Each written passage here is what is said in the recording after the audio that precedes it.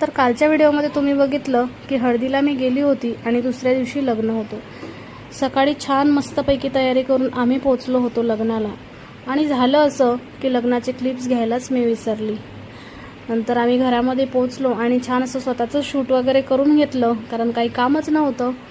नंतर ही आमची नवरीबाई खूप छान अशी दिसत होती आणि आता ना कसं पाणी पावसाचे दिवस असल्यामुळे आधी जेवणाची पंगत बसवली आणि नंतर लग्न लागलं।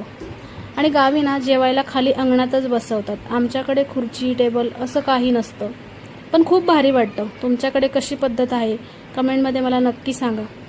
लग्न लागलं तसंच आम्ही घराकडे निघालो। जाता जाता संत तुकडोजी महाराजांचं दर्शन झालं। दुसऱ्या दिवशी मी भावाकडे गेले, भावाने चिकन आणलं होतं आणि ते त्यांनी ना स्वतःच्याच हाताने बनवलं आणि चिकन वगैरे खूप छान बनवतो माझा भाऊ। त्यांनी चिकन वगैरे बनवलं आणि मी चपाती बनवली आणि छान मस्तपैकी आम्ही जेवलो। आणि मी गावी जास्त जात नाही कारण याचं कारण मी तुम्हाला नेक्स्ट व्हिडिओमध्ये नक्की सांगेन। So thank you for watching, bye.